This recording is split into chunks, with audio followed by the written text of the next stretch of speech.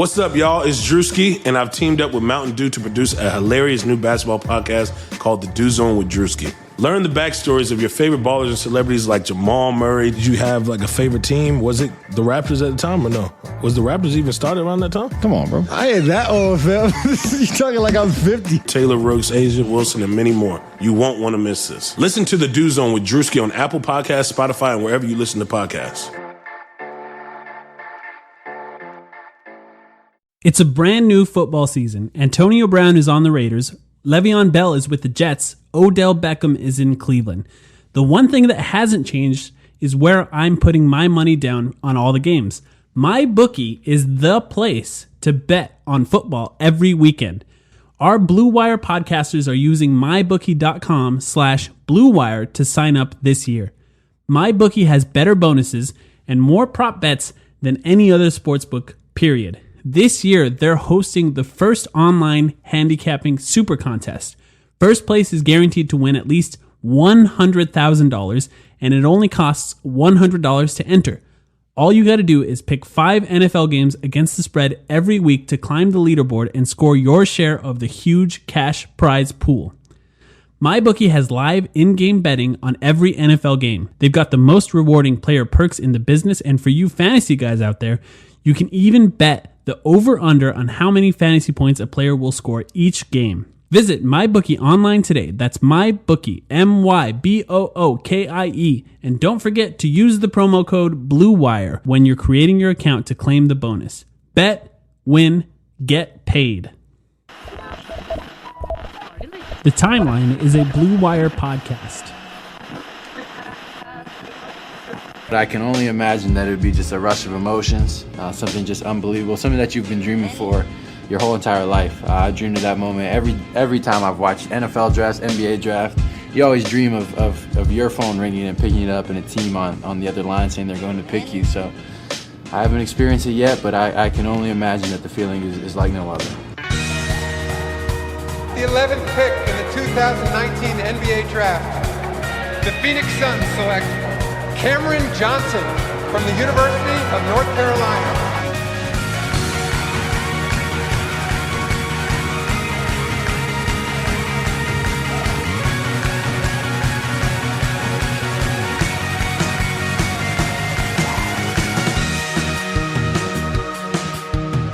Welcome to the Timeline of Phoenix Suns podcast. Another great off-season episode for you guys. We keep lucking out with these excellent guests. Of course, my name is Mike V. Hill. I'm the host of this podcast. And joining me, the co-host of this podcast, Sam Cooper. How are you doing?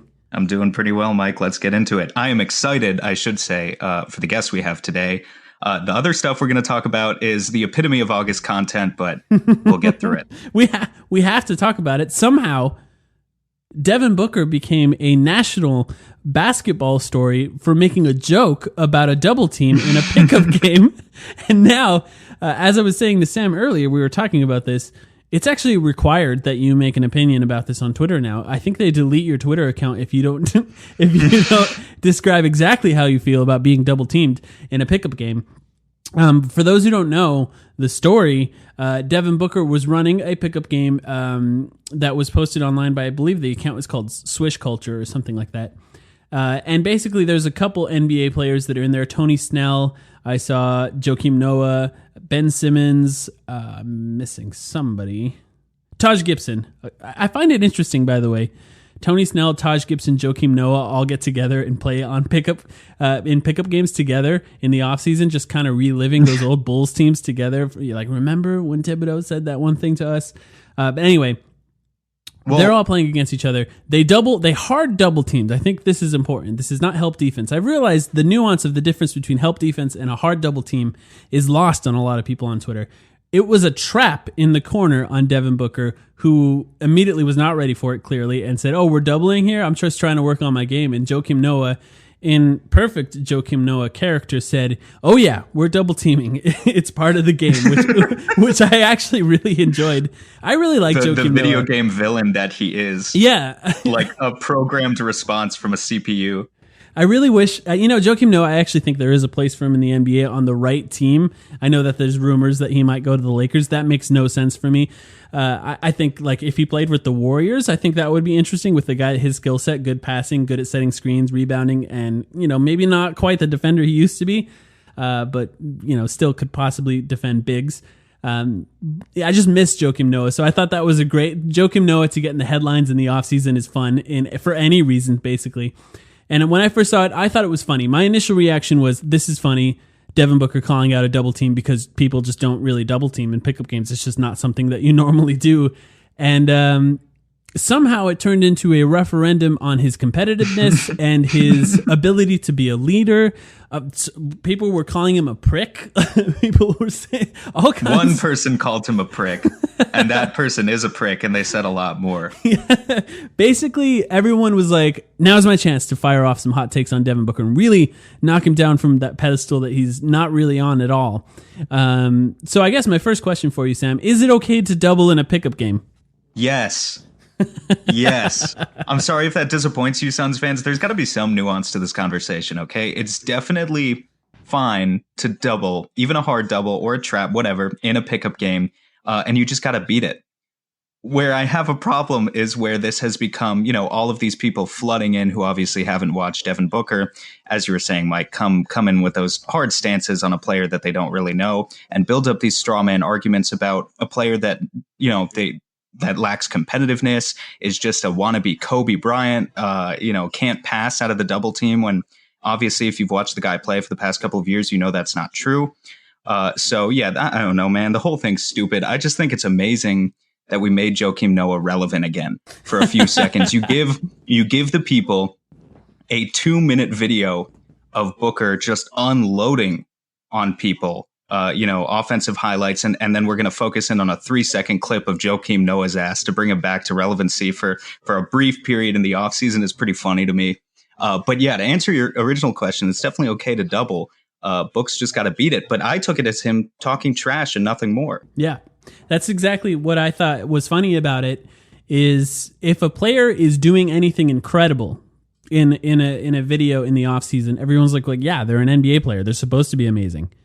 But as soon as they make a joke, everyone all of a sudden takes it super seriously. This is the most important thing that's ever been said in an off-season workout video. Everyone has to have an opinion on it. And I just think it's funny that there's a double standard of if he looks amazing, which, by the way, the highlights are incredible. He looks amazing right now. And I know he did this last year too, but this is something different. The way that his handles are working around screens or even just on a one-on-one is unlike anything I've seen from Devin Booker before, and it really excites me for what he's doing. And I know just like the conversation about whether or not you can double, which I think is just not. It's an unwritten rule. Here's actually I should share my opinion on that too. You can double in a pickup game. You can absolutely double, especially if you watch what Devin Booker was doing to them before that. It actually makes sense to double. If there's just a guy destroying you, you're going to throw everything at them. But you shouldn't. It's just not something that normally happens in a pickup game. It's just a bizarre thing to do. Help defense is different. I saw a lot of people saying, well, what is Joakim Noah supposed to do in a pickup game if he can't play help defense? Help defense is different. If you get beat, you can help in that scenario. Trapping when you're playing with randoms is a kind of a weird thing to do because you just have to all of a sudden give up the ball to people that you're not used to playing with. And that's a little weird, I think, for a pickup game.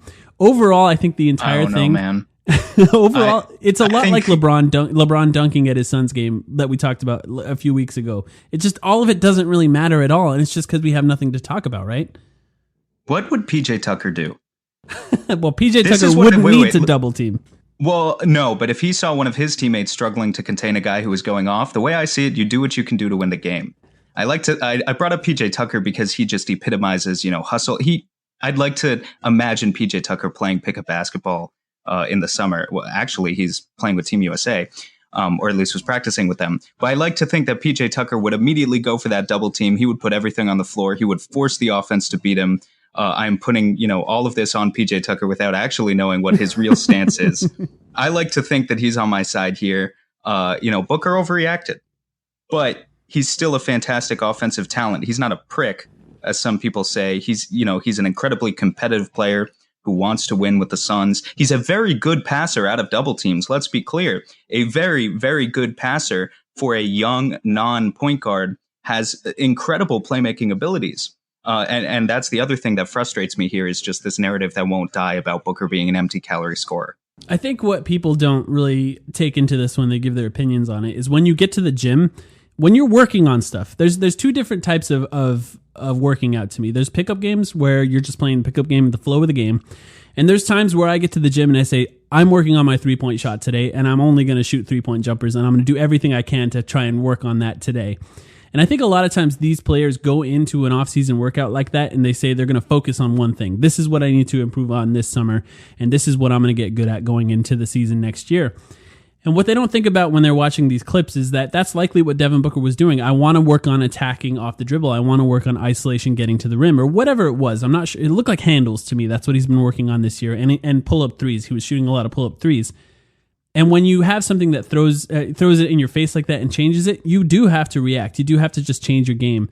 But I could see someone just out of frustration saying, okay, is this going to be the rest of my workout? I'm just going to have to pass and stand in the corner because you're going to trap me every time I have the ball. That's no fun. That's not what I'm here to actually work on my game. I'm not here to pass out of a double team and stand in the corner and watch Tony Snell drive. That's not why I'm here.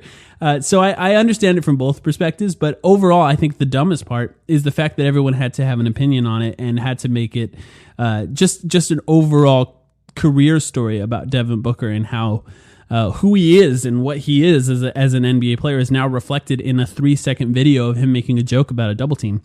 It's all very bizarre. It's bizarre and stupid, but like I said, it's the epitome of August content. And it's not just Devin Booker. I want to be fair to him, or I want to be fair to the situation, because there are other players. Ben Simmons, for instance, posted a workout video, or I think Bleacher Report posted a video of him working out the other day, saying he was expanding his offensive game or doing some clickbait caption, as they tend to do, that did not include Ben Simmons shooting a three. And so, of course, people immediately go into the comments and, they clown the guy. And I just think overall, you look at that experience, you look at Booker's experience, I would caution players in general about, why are you posting these videos on social media in the first place? One guy's take, I don't think he was subtweeting Booker or anything, but Damian Lillard took to Twitter the other day and he said, you won't see me posting Instagram highlights of myself during the summer. That doesn't mean I'm not in the gym working. And I think that's something to remember as Suns fans as well. Like, that's something we've questioned DeAndre Ayton on in the past. Is it concerning that DeAndre Ayton doesn't have more of a social media presence? I think absolutely not. Just because, Booker is going off on these guys, a lot of times when you post that online, as these trolls are evidencing, it's more trouble than it's worth. And, maybe you should just be quiet, show up in November, do your business, and, let your play speak for itself. I think there's two things on that. I think one, Devin Booker's from a slightly different generation than Damian Lillard. He's probably almost 10 years younger than him. And two, Damian Lillard has series winning shots in the NBA. Nobody is questioning Damian Lillard's work ethic at this point in his career. He's proven himself to be a guy that will come back every year better and improve his team going forward. He's basically an all-star MVP in MVP consideration for the last few years, halfway through the season. Whereas Devin Booker is a guy who is constantly criticized. People are constantly attacking him. People are constantly questioning whether or not he can win with a team and whether or not what he provides on the court actually contributes to winning. So I think from his perspective, these workout videos are him saying, I am working on my game. I am improving, and I'm tired of the bullshit. So I actually understand why a player like Devin Booker would want these out there, so that people stop questioning his work ethic or his ability to improve or contribute to a winning team. But I think we've probably talked about it enough, right? I'm not sure if there's anything else to say. Isn't that what Kelly Oubre's hashtag shh means? Tired of the bullshit? Yeah. I mean, it's essentially a workaround way of saying, shut the fuck up. You don't know what you're talking about. But you're not allowed to say that on Twitter to the fans. Yeah. That's pretty much what it means. And the whole team has taken to it for a reason. But yeah, that's basically all I have to say about the whole topic. I don't know, blown out of proportion as usual. We didn't officially give a cold take of the week to what's his name? I mean, you're really the one who went off on Twitter today, so I wanted to give you that opportunity if you thought it was necessary. But if the airtime isn't worth it, then Well, here's the thing. I don't want to single out one single person because there were so many bad takes coming from all different directions that it's actually really hard to single out any specific person. Some of them are worse or even weirder than others, but I think there were just so many bad takes that I don't think anyone deserves to be singled out here. They're all bad overall, unless you say this was funny and it was fun to watch. The one thing I like about the Devin Booker videos in particular is that the cameraman, whoever's filming it, which is, how do I get that job? They're right up next to the players. And what I think is cool about that is compared to actual footage that we see from games, NBA footage, really the only time where we get to see these NBA players really up close, like where they're being filmed right next to their bodies, is in the summer. And it really makes you appreciate the quickness, the speed, the agility, and you really get a more clear picture of how fast these guys are, because you can't really get that the further and further back you get. When you're really up close, you can really appreciate that quick twitch athleticism with Devin Booker or even any of the other guys. Ben Simmons was another guy that had some awesome highlights. Kelly Oubre, we talked about it. J. Cole, of course. You can really appreciate J. Cole's quick twitch athleticism. A guy that's 10 years older than Devin Booker, still balling with these guys. But let's talk about what this episode is actually going to be about, and that is Brad Frederick and Cam Johnson. So Brad Frederick is the assistant coach of the UNC Tar Heels, one of a few assistant coaches for that team. And there's a lot of rules surrounding these guys. So he's one of the few guys that actually gets to interact and instruct players directly. So we had an awesome opportunity. He agreed to come on and talk about Cameron Johnson and about his time. He's not just a coach. He also played on a team. We're going to talk to him about Vince Carter and his time playing with Vince Carter. He was on that Final Four team when Vince Carter played for the Tar Heels as well. So he's got a lot of interesting insight to that. I'm really excited to have Brad. And I know you're excited too, Sam, right? Super excited, and as you can tell by the natural enthusiasm in my voice, very excited that Brad agreed to come on. And a couple of weeks ago, we talked about Ty in depth, so I thought it was only fair that we devote the same attention to Cam. And I think it's interesting, actually, the timing of this, at least a little bit, because the rookie survey came out a couple of days ago where they asked all the rookies a bunch of questions about which rookies are the best at this or the best at that, and all of them vote on certain things. And at least some good news for the Suns is, Ty Jerome and Cam Johnson were both right up there in the top 5 list for who is the best shooter in this class. So there are skills that they have that are very, very respected by their peers. That doesn't mean that those always translate to immediate NBA playing ability, but I think they're two very high character guys. And the more we talk to people about both of these guys, Ty Jerome and Cameron Johnson, the more you can just see and piece together James Jones and the Suns front office strategy on draft night and why they made the selections they made. So hopefully you hear Coach Frederick out. He was fantastic. Sam, before we get to that, I have to ask you, what do you think of the rookie survey? Because I was looking at these results and it's kind of bizarre. Like Zion Williamson only got 35% of the votes for Rookie of the Year. He had some of the votes for best shooter. Like somebody actually voted. You know what I think? Okay, that was RJ. I tweeted that out. That was definitely RJ. There's no way anyone, because I assume you can't vote for yourself. So RJ's just fucking with us there. But Cam Reddish, best career, number 1. That honestly also might have been a joke.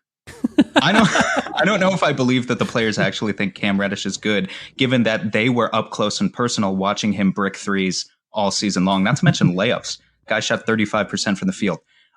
Neither here nor there. What I want to say about Zion is a lot of it might be envy. Right. This guy has gotten a level of, not unprecedented because we saw LeBron James, but a level of hype at the college and high school level for the past couple of years that we haven't seen out of a prospect in a long time.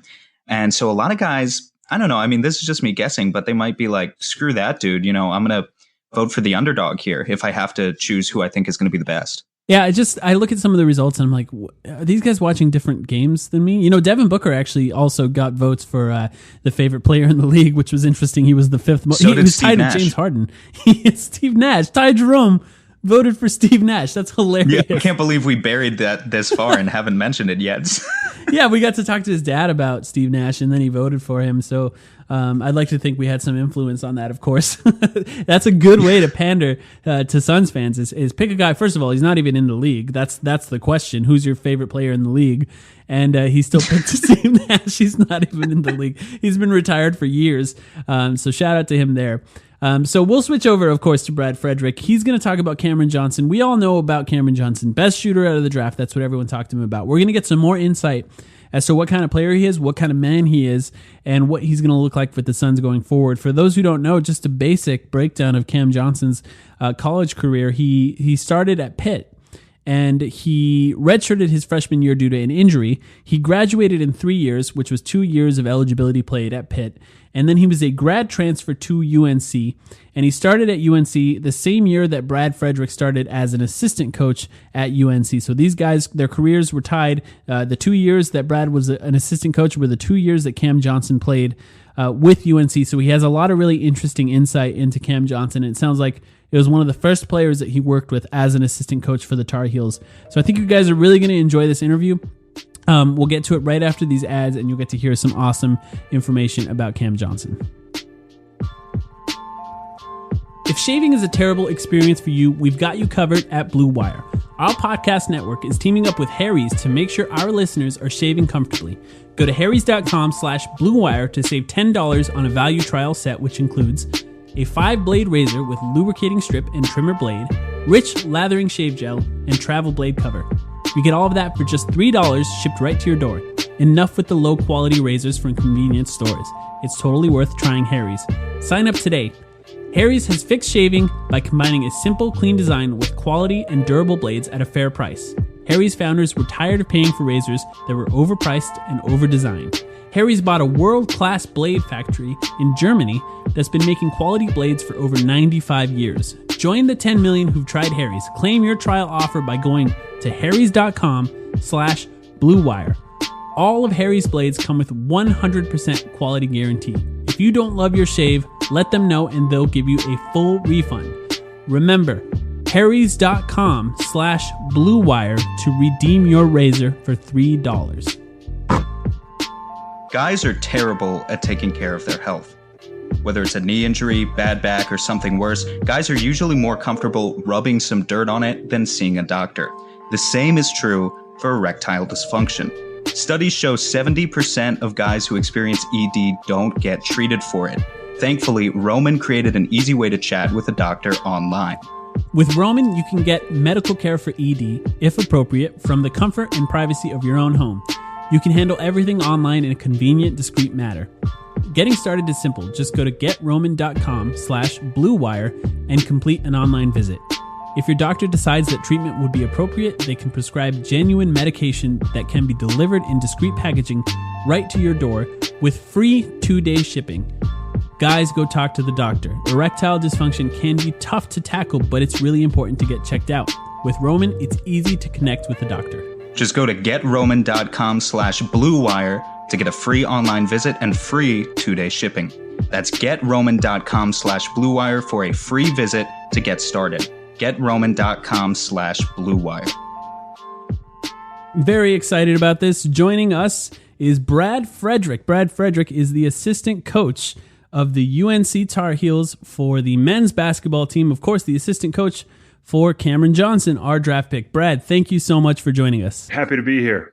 Very excited to have you. So, your career has been interesting. You've basically been involved with basketball your entire life, starting with, and your entire adult life, I should say, starting with you actually playing for the UNC Tar Heels and being on a very interesting team that went to the Final Four. And then you coached for a long time with Vanderbilt. You returned to Carolina, and now you're an assistant coach with the team that you actually got to play for. That must be a pretty awesome thing to actually be able to come back to your alma mater and coach with the UNC Tar Heels after playing with them in the Final Four when you were in college. Yeah, it was an unbelievable opportunity for me. Played is probably a strong word for what I did. I was on the team for the most part. We had a stacked team in 1997 and 1998. Antwan, Jamison, Vince Carter, Shammond Williams, Ed Cota, Maktar, Jai, Adamo, Okalaja. We had a great team those 2 years, went to the Final Four in 97 and got beat by Arizona. And I thought we had the best team in 98. When we lost in the Final Four in San Antonio to Utah, got upset in 1998. But I had a chance to play with Vince Carter and Antwan Jamison, of course, two guys who will be future NBA Hall of Famers. Two guys scored 20,000 points in the pros, and so it was just a great experience. But I went to Carolina because I had some opportunities to play at smaller level, but I wanted to get into coaching. And Dean Smith was the coach at the time in North Carolina, and of course, a legendary coach who had an unbelievable track record of success. So I wanted to get into coaching, and I thought Carolina would be a great place. I knew Roy Williams I grew up in Kansas and knew him from that time, and he had even recommended North Carolina. So it was great for me. I had 14 years at Vanderbilt, which was another great experience, but I was thrilled when Coach Williams called me 6 years ago and invited me back to Carolina. And so the last 6 years have been great, and I'm looking forward to more to come. I just have to quickly ask about Vince Carter. Sure. Vince Carter played for the Suns briefly, which it's kind of crazy to think about, almost 10 years now. And at the time, with the way that he was playing, there was some talk around the town of not knowing how much Vince Carter had left in the tank in the NBA at that point. How crazy is it to still see one of your former teammates at UNC still playing in the NBA to this day, still in that physical shape where he can play professional basketball even now? It's unbelievable. So I'm 42, and Vincent, we're same age class-wise. And I think Vince is either 41 or 42 as himself. And just the fact that he's still going, I struggle getting up in the morning and stretching and all that stuff just to go running. And to see Vince do what he's done. We were even talking about it recently with Antwan. Antwan Jamison, of course, had a long, lengthy NBA career, and I think he's been done now for either 4 or 5 years, and he's amazed that Vince is still going and actually still playing well. So it's a credit to him. I mean, he's always had an unbelievable body, but to be able to stay in shape, stay healthy all this time and keep going is really amazing. Do you have any specific memories of being on that team? I mean, it must have been crazy to be on a team with basically one of the most athletic players that's ever played in the NBA. And of course, Antwan Jamison, who ended up having, like you said, a long career, likely Hall of Fame guys, both of those guys. Do you have any specific memories about that team? Yeah, sure. I think most people may not be familiar with the team now. It's been, almost 20 plus years, but Antwan was a much more celebrated college player. He won all of the National Player of the Year awards in the 98 season. Just had an incredible year and actually had more success than Vince early on in his career. But all of us that practiced every day knew that they were both going to be great players, but we really thought Vince had something special just because of how athletic he was. Took Vince a little bit longer on the defensive end, and that was one thing that held him back early in his freshman season. He didn't play as much now. That's another thing I think about all the time. In this day and age, if you had a talent like Vince Carter and he didn't start his freshman year, can you imagine, what the social media reaction would be like? But, those guys were at Carolina for 3 years, which is another thing that, is very rare nowadays with people that have that much success in college to be around for 3 years. So that was an unbelievable team. And in the 97 season, we lost to an Arizona team that also had a ton of NBA players and Mike Bibby, Jason Terry, those type of guys. So the collection of talent was incredible. But for me personally, I got a chance, what we call our blue team, which is, the guys that don't play as much. So we would go against those guys every day. And being 6'5" myself, I played kind of the 2 through 4. So I could, at one point, I'd be matching up against Jamal Williams, who had a long career in the NBA. I could be guarding Vince Carter.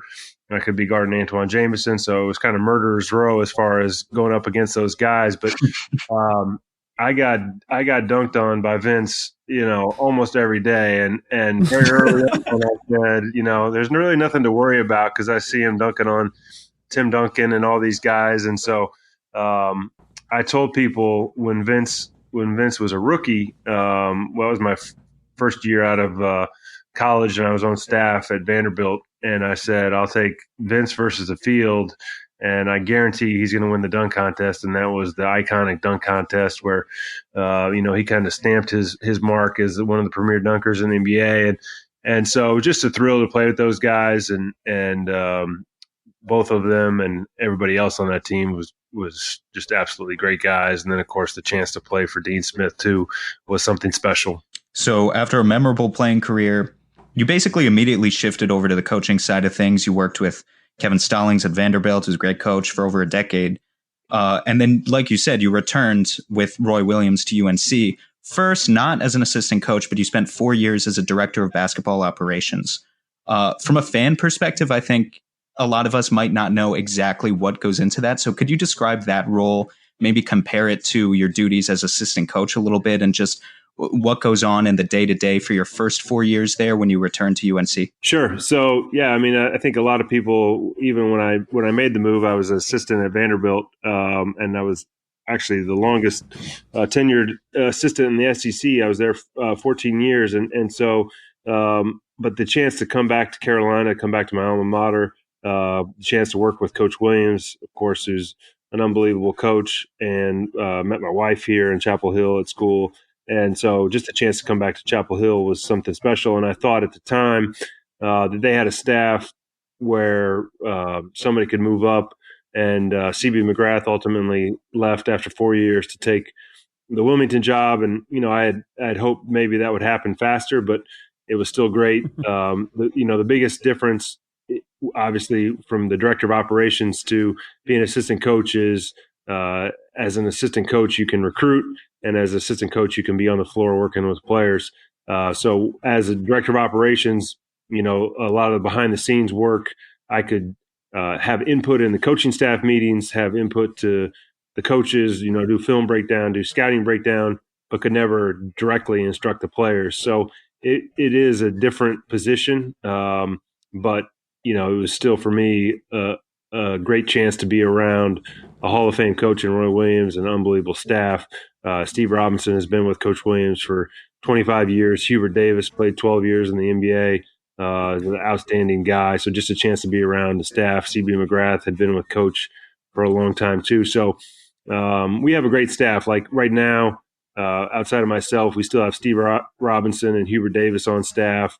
But we also have other guys who are not in coaching roles, but are on our staff and huge contributors. Sean May is with us, Carolina great, who was the best player in 2005 and led Carolina to a national championship.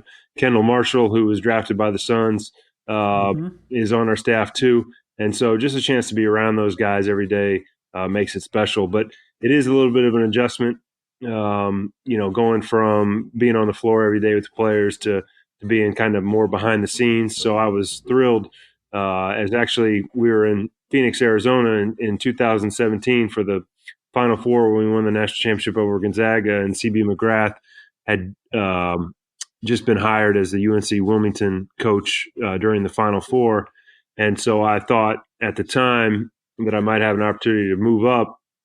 And I remember sitting in the hotel, the Kimpton Hotel in downtown Phoenix, and we had a meeting after we had beaten Oregon in the semifinal of the Final Four, and I saw that Cameron Johnson was transferring from Pitt, and I thought we had a good chance that Justin Jackson, who was a junior at the time, would go pro.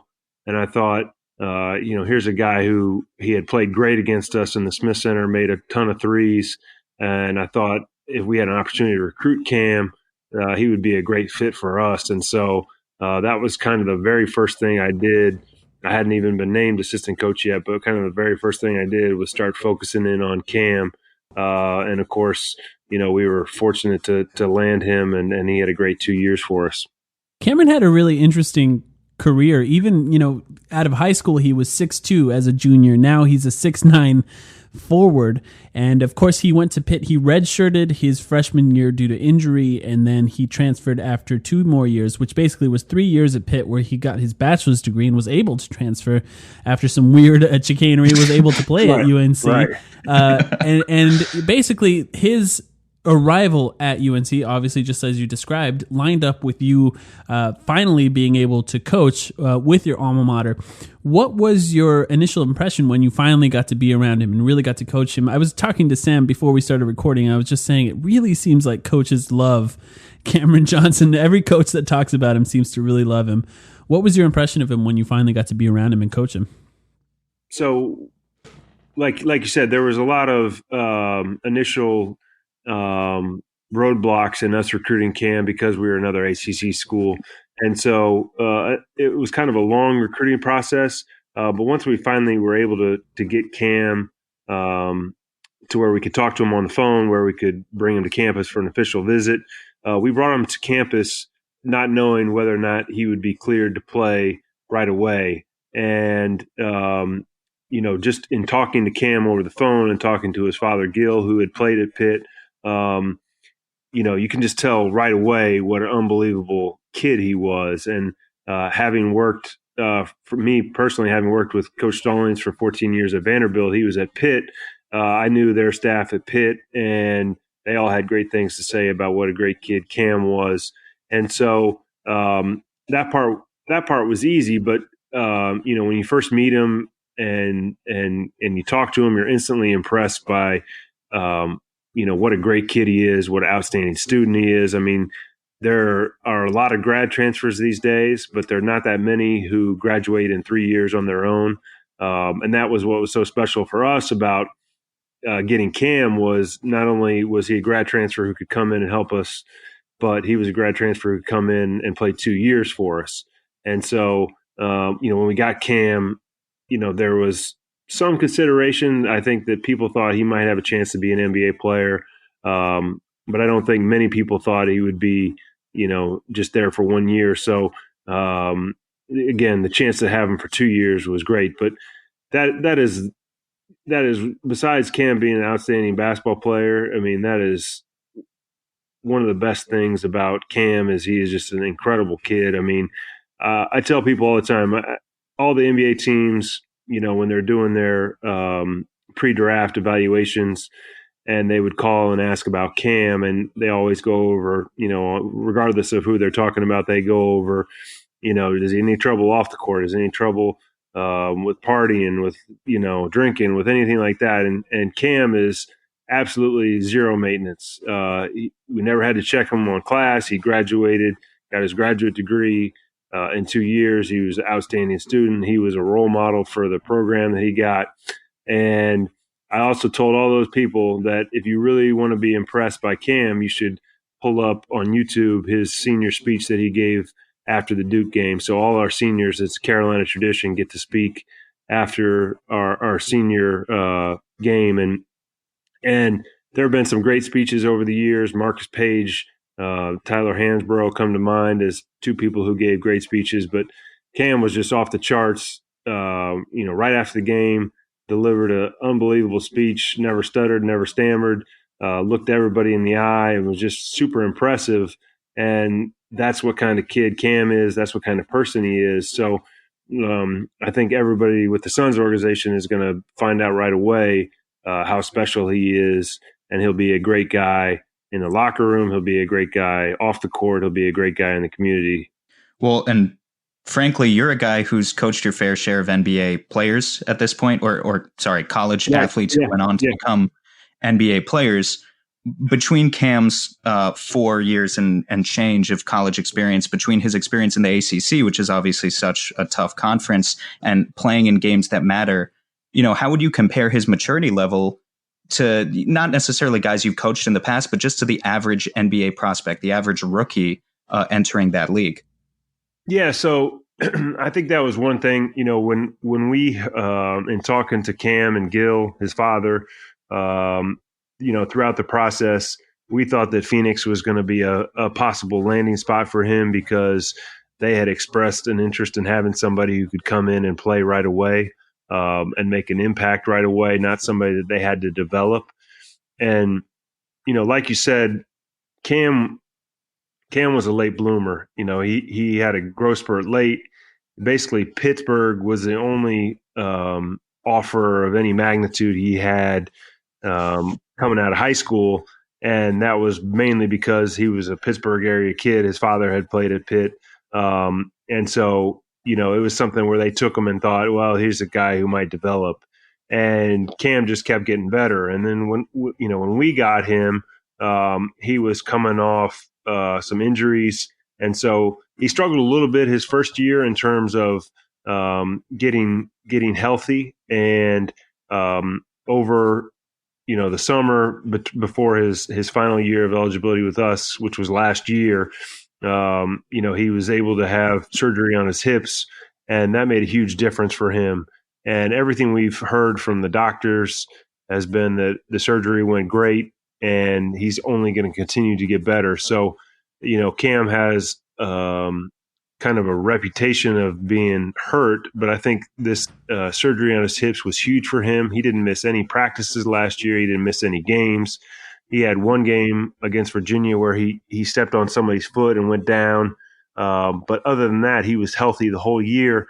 And so he just really had a breakout year last year to where he was unbelievable for us. We had a team that featured a lot of guys. Luke May, who wasn't a draft pick, but was an All-American the year before and just an unbelievable college player for us. Kobe White, who was the 7th pick by the Bulls. Nasir Little, who came off the bench, and Kenny Williams, who was solid for us. And Cam was our MVP for the season and just shot the ball unbelievably well all year long. And I think he was right around 46 or 47% from three. And what's most impressive about him as you look at his stats is that he shot the ball better on the road and on the road in big games. So, we had a great conference last year. Obviously, ACC is strong every year, but we finished tied for the regular season with Virginia. Both of us were 16-2. In the league, and we were 9-0 on the road, and Cam was our leading scorer on the road and shot even a better percentage in road games than he did at home. I think he was, mid-50s from three on the road. So, Cam stepped up in big games. He also, another thing that's super impressive about Cam is that we're an offense that's not designed to run plays. We're more of a freelance. We push the ball hard in transition. And we don't call a ton of plays. We don't run a ton of ball screens. And so the points that Cam got were just in the flow of offense. So if you look at, his offensive efficiency numbers, he wasn't getting plays run for him like some other guys, that, every time down the court, you're trying to run a play for, the number one scorer. With Cam, it just came in the flow of the offense, and he's got an unbelievably quick release, obviously got deep range. And again, you go back and look at his big games, whether it be against Duke or Virginia or other teams, he just had ability to step up and make big time shots. That's interesting that you say that he had a higher percentage of shooting on the road than at home games. That's it shows a guy that's able to excel under pressure. And it's kind of interesting too with his statistics on catch and shoot 3-pointers. He actually shoots a higher percentage when he's guarded than when he's unguarded as well. Right. And he's tall, he's 6'9", and a lot of people of course call him the best shooter in the draft. That was, the whole draft process is so derivative. We all just like to hear what is their skill? What are they best at? And that's of course what they talked about with him. What's hard with Cam Johnson for us, for guys like Sam and I, and what we do is finding a comp, like a player that he is similar to, because generally with guys that are able to shoot lights out like him, they're not that tall. They're usually smaller guys with short arms, and they're not able to do a lot of the things he can do contested. Have you ever seen a basketball player like Cam Johnson, somebody that's that tall that shoots lights out like that, or ever worked with anybody that had a similar skill set? No, not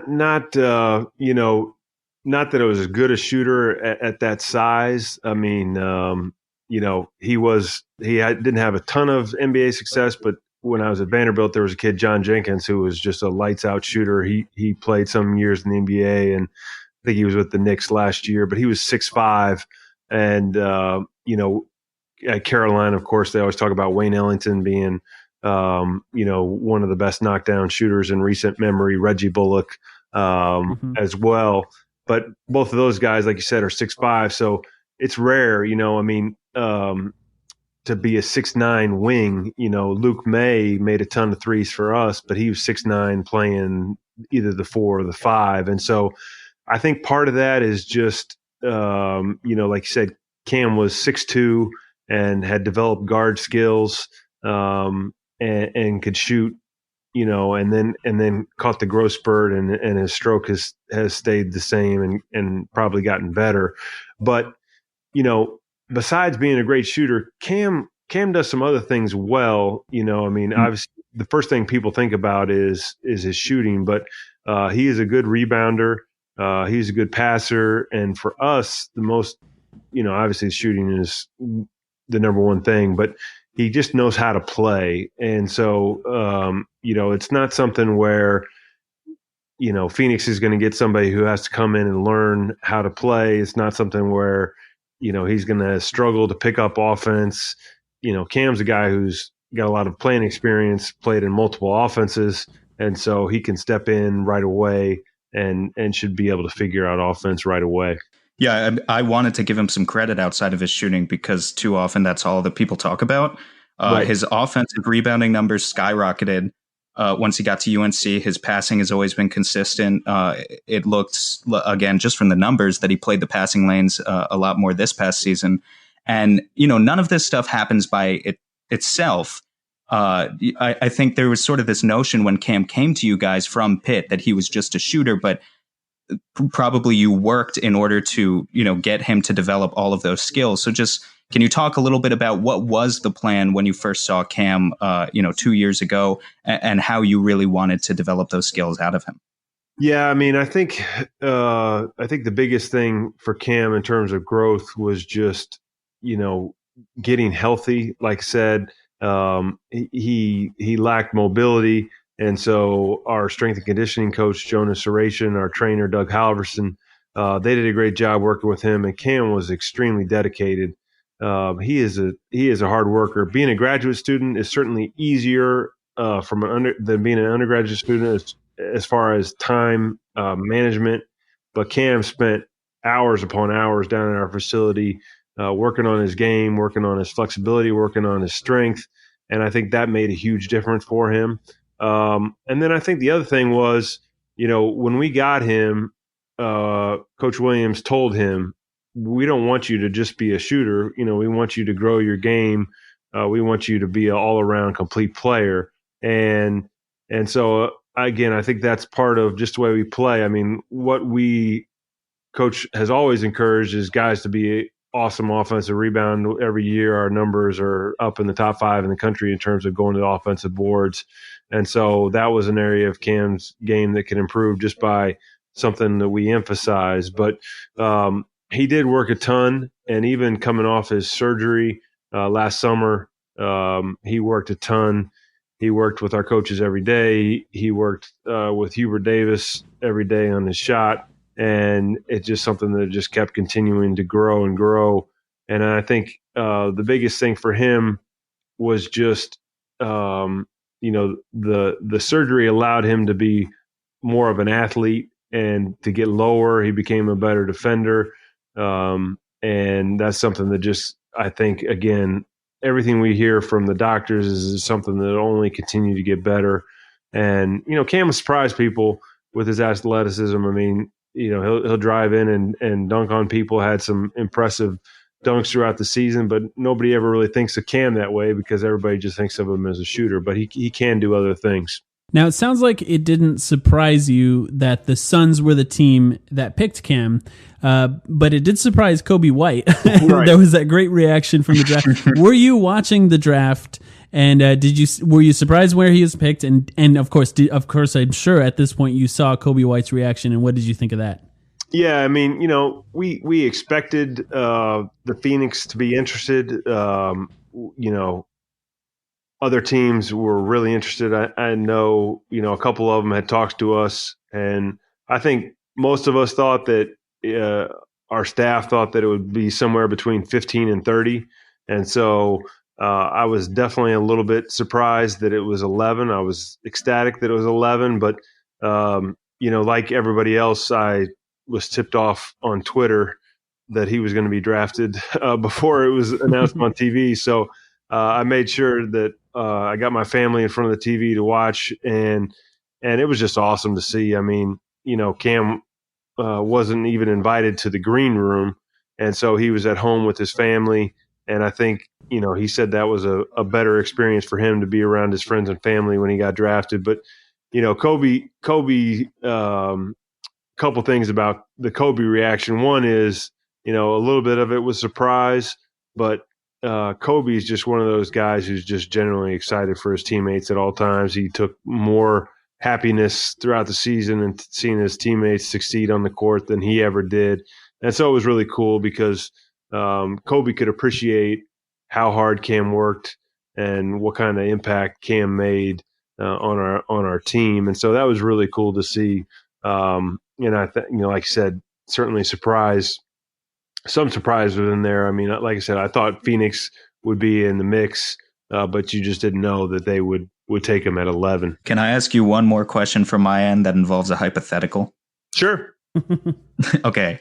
I would like to hypothetically make you, Coach Brad Frederick, the head coach of the Phoenix Suns for next season. Mike and I on this podcast were super excited about Monty Williams, but we're going to throw him out for just a second. If you were head coach of the Suns, how do you see yourself using Cam Johnson in the future? Is he more of a 2 or a 3? Are you going to use him at the 4 in small ball lineups even? And, I'm also curious going forward with the development strategy. Is this a guy you talked about, Roy Williams and the entire staff trying to mold him into more of a complete player? Is he a guy where you really want him to develop some ability to create for himself at the NBA level? Or are you going to focus on him a little bit more as that off-ball shooter role? Yeah, I mean, I think me personally, I would first say that, I've had 20 years experience in college coaching and 0 in the NBA. So I can't speak to that as well. But I think the beauty of Cam is that you can play him as a 3 or a 4, and he can go back and forth between both positions and be successful. So 2, I'm not sure. I think he could play 2 offensively, defensively. Guarding guys that small might be more of a challenge for him. But I certainly think he can be super successful as a 3 and a 4. And I personally would continue to try to develop his game because Cam doesn't need any help to stand in a spot and make threes. I mean, Cam's got that part down, and so the rest is just gravy. If somebody continues to develop his game off the dribble, his ability to make plays for other people, I think that's only going to improve his ability to stay on the floor. Okay, Coach, before we let you go, I got to hear about your thoughts on the Tar Heels next season. How's it looking, and how do you feel? Are you excited? Yeah, we're super excited. It's a challenge every year for us to reload, and certainly this past year we lost our top 5 scorers, and so that's always scary. Today was our first day of class, and we had a meeting with the team, and we talked about that. I mean, we lost our top 5 scorers. We lost 3 first-round draft picks. We lost an All-American who was a second-round, or not even drafted, I guess, but going to the camp with Luke May, going to the camp with the Bucks, and Kenny Williams, who was super solid for us, who's going to go to training camp with the Spurs. And so losing 5 guys like that is scary. We do have a bunch of new guys. We got 6 new guys. We have 2 grad transfers, and hopefully they can have some success similar to Cam. We have some talented freshmen, certainly led by Cole Anthony, who will be in the NBA before long. But it is going to be a challenge, to get all those guys going on the same page. I mean, last year's team had a little bit more experience in terms of we had Cam back, we had Luke back, we had Kenny Williams back, and we only had to blend in 3 freshmen. And so when you have 6 new guys, that's a lot, but certainly we're excited about it. We play another crazy tough schedule. The ACC is moving to 20 games this year. We're actually opening with the first game of the year out of the box with Notre Dame as an ACC game as they launch the ACC network. So that'll be put even more of a rush for us to get ready to go. But we're excited. Every year at Carolina, they expect you to be great. And Coach Williams has delivered that throughout his career. So hopefully we can do it again this year. Well, thank you very much for joining us. This has been great. A lot of great insight to Cam Johnson and, of course, the Tar Heels. Maybe you can come back on next summer when we draft Cole Anthony. You can tell us a little bit about him. Yeah, I will. Also good luck next season. Before I go, I'll also say that super high on Ty Jerome. I know people think that he passed the look test, but he's a killer, and he was really hard for us to guard. He was hard for us to play against, and so I know people don't think that, athletically he's the best thing ever, but man, he is a great basketball player, and I think he's going to have a great career too. All right. Yeah. I'll just end it there. Thank you so much, Coach, for joining us. Yeah, no problem. 5 years ago, I lost in the high school playoffs. Early in the playoffs, I had not yet committed to college. I had no idea where I wanted to go. I had no idea where I was going to end up. And I remember I was just crying my eyes out after the game.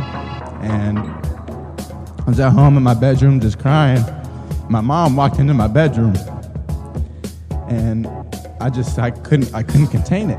And she told me that I know it feels bad now, and I know it hurts, but there's a plan for you, and nothing can get in the way of that. And 5 years later, nobody thought I'd be in this position, standing in front of you guys right now. And Mom,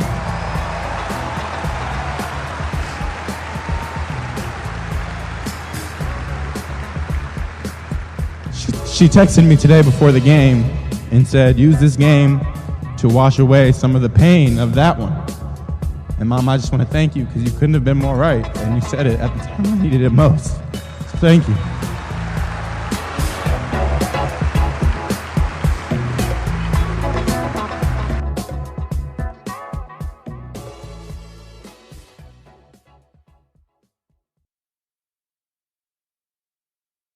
Sugar Ray Leonard, Roberto Duran, Marvelous Marvin Hagler, and Thomas Hearns.